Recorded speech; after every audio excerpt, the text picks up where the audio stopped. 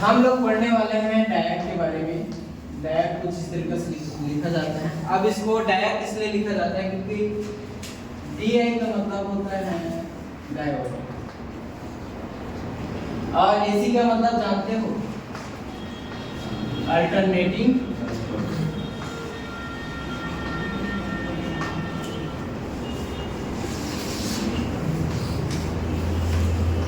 ठीक है। इसके हम लोग इंपॉर्टेंट पॉइंट में जाओगे तो इसमें याद रखना है ये 2 टर्मिनल का होंगे और वो 2 टर्मिनल होंगे मेन टर्मिनल 1 और मेन टर्मिनल 2। अभी तक के हम लोग यूनि डायरेक्शनल देखे थे इस सीआर में, लेकिन ये होगा क्या बाई डायरेक्शनल, मतलब टर्मिनल MT1 से भी करंट फ्लो करवाओ और टर्मिनल MT2 से भी फ्लो करवाओ, दोनों डायरेक्शन पे करंट समान, दोनों साइड से करंट फ्लो होगा, इसलिए बोलेंगे क्या बाई डायरेक्शन। ठीक है, ये 2 पॉइंट याद रखेंगे। बाकी ये कितने लेयर का होता है, कैसे काम करता है, वो सब चीजें भी देखने वाले हैं। इसमें 2 चीज सबसे इंपॉर्टेंट है, ये बाई डायरेक्शनल होता है, 2 टर्मिनल होता है। और इनकी जो डायोड होती है ना, वो कैसे कनेक्ट होती है, वो एक चीज और एंटी पैरेलल में रहती है।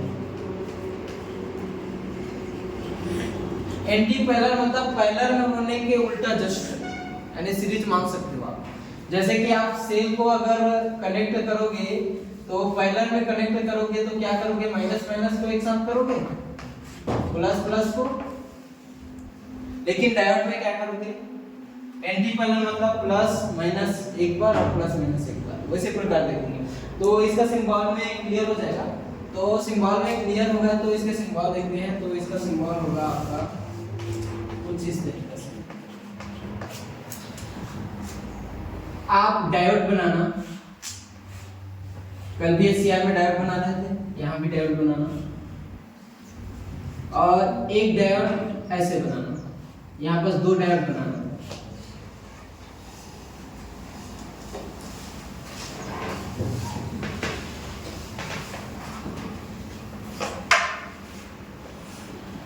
एक टर्मिनल हो गया क्या MT1 और दूसरा टर्मिनल हो गया MT2। ये हो गया सिंबल डायोड।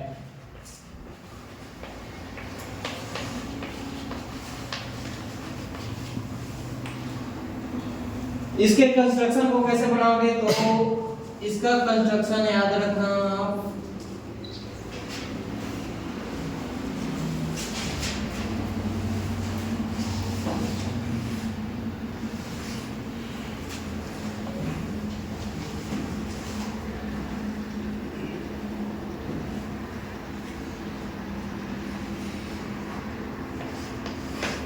पहले टर्मिनल बना लो MT1 MT2। अब देखो कैसे बनाना। यहाँ पर A टाइप मटेरियल होगा, ये वाला, इसको मैं N1 दे दूं, फिर बीच वाला N2 मटेरियल, फिर लास्ट वाला N3 मटेरियल। अब मेरे पास जो बचा है वो P टाइप मटेरियल होगा, इसको P1 दे दूं, इसको P2 नाम। अब यहाँ पर समझ आ रहा होगा कि MT1 और MT2 टर्मिनल होगा, वो N और P दोनों से कनेक्ट है। ऐसे अगर मैं टर्मिनल बना दूं तो N और P दोनों से कनेक्ट है, दिख रहा है। उसी प्रकार MT2 टर्मिनल भी दोनों टाइप मटेरियल से कनेक्ट है, N और P दोनों से। अब इसमें होता यूं है कि यदि मैं MT1 को पॉजिटिव दूं और MT2 को निगेटिव दूं, तब पॉजिटिव के लिए अगर मेरे को करंट फ्लो करवाना है आसानी से, तो डायोड में मुझे देखना P पॉजिटिव से कनेक्ट रहता है, उस समय सिर्फ पॉजिटिव वर्क करेगा, P टाइप मटेरियल यूज करेगा। समझ आ रहा है। अब ये तो हो गया एक डायरेक्शन, और दूसरे डायरेक्शन में अगर मैं कर दूं इसको प्लस और इसको माइनस, तो इस समय यहाँ पास पॉजिटिव ये P काम करेगा। आगे देखो, आगे वर्किंग प्रिंसिपल में हम लोग समझेंगे कि एक्चुअली होता क्या है। तो इसका ऑपरेशन के लिए दो मोड पढ़ेंगे और दोनों मोड में ऑन कंडीशन हो जाता है, लेकिन पहले ऑफ कंडीशन में होगा फिर ऑन कंडीशन में जाएगा, जैसे सीआर में कल देखे थे वैसे। तो सबसे पहले हम लोग इसके वर्किंग प्रिंसिपल में देखेंगे। यदि हम लोग बोलेंगे कि MT1 को मैं दे दूं पॉजिटिव कनेक्शन और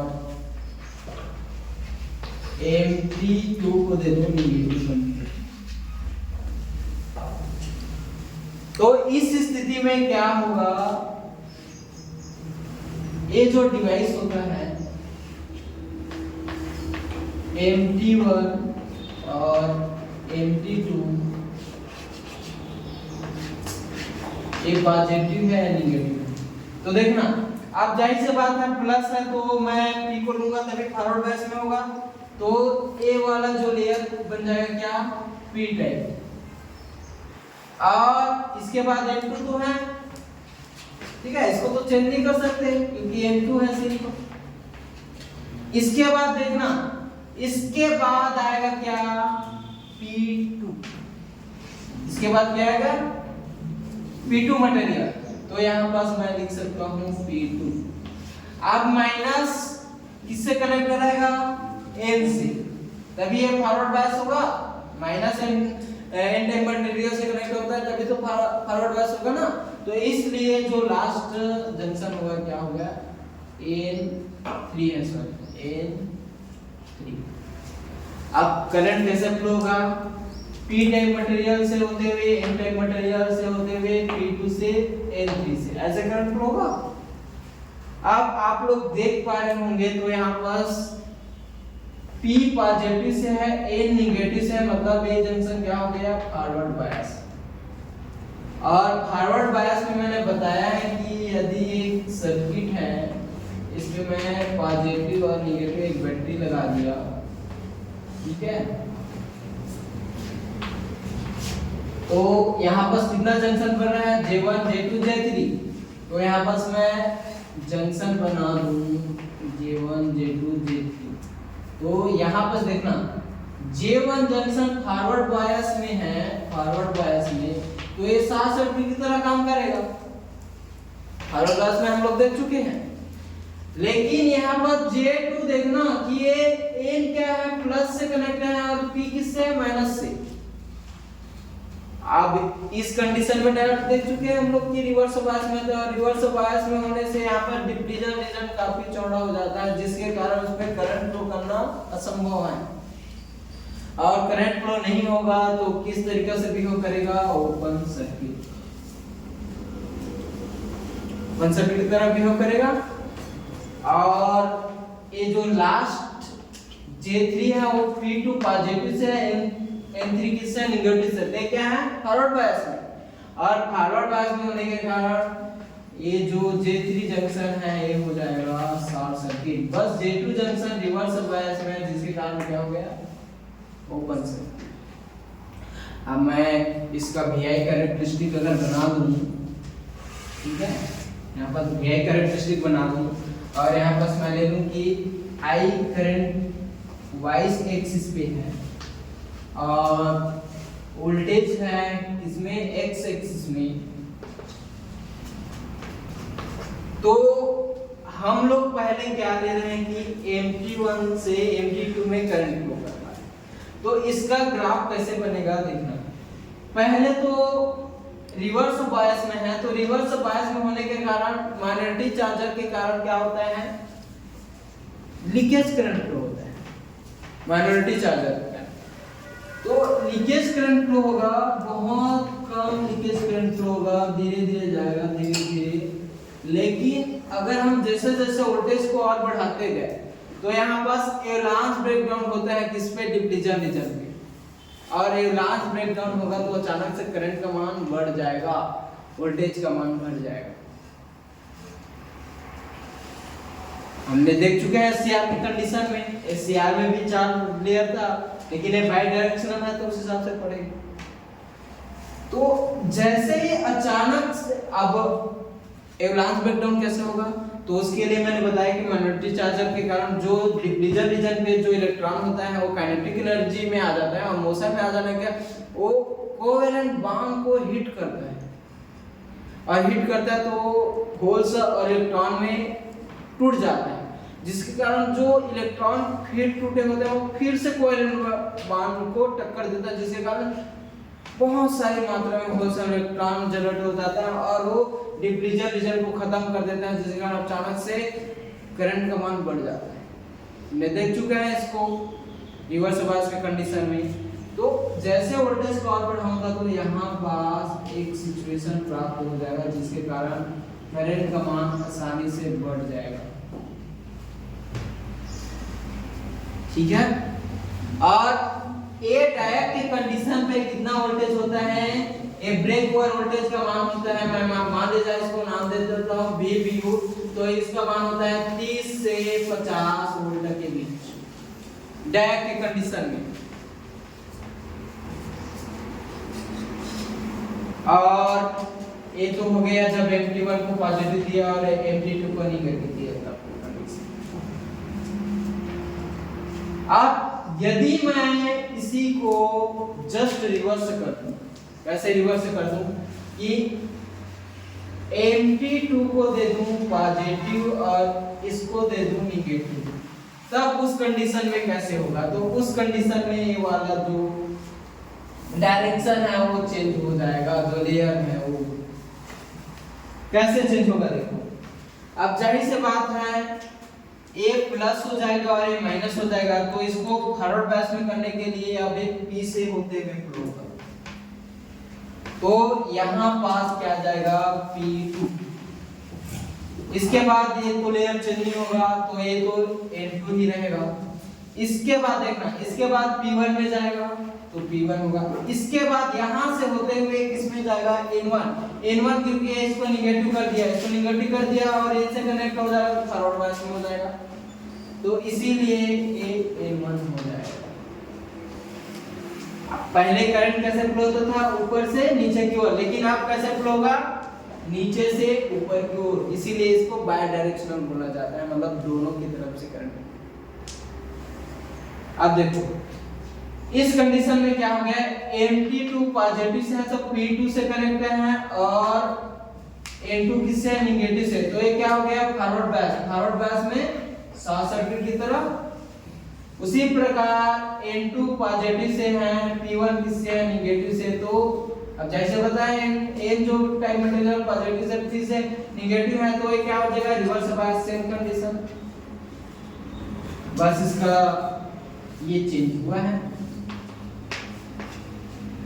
और उसी प्रकार P1 पॉजिटिव से N1 नेगेटिव से, इसलिए फॉरवर्ड बायस हो गया जी।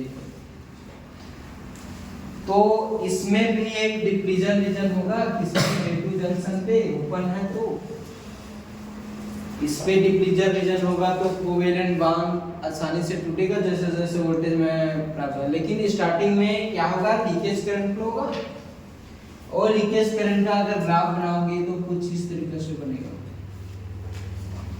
लेकिन जैसे ही मैंने बताया कि इसका एवलांच ब्रेकडाउन वोल्टेज आ जाने पर इसका करंट का मान अचानक से बढ़ जाता है कुछ इस तरीके से।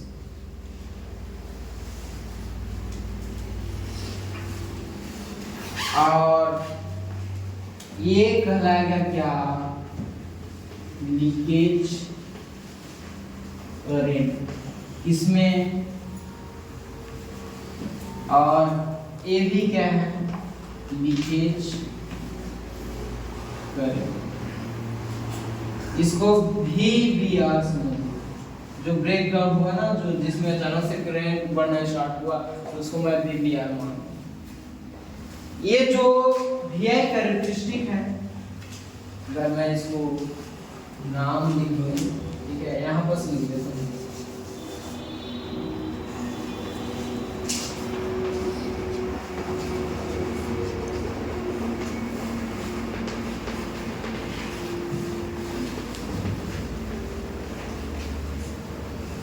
अब आपको देखने में कैसा लग रहा है कि यहाँ पर जो VI कैरेक्टरिस्टिक बन रहा है वो सेम यहाँ पर बन रहा है।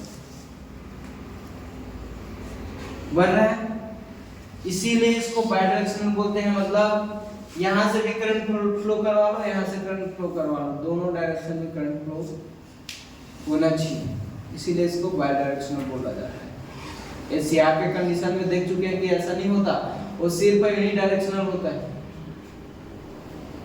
लेकिन यहाँ खेल है इस चीज का, डोपिंग किए हैं उस चीज का खेल।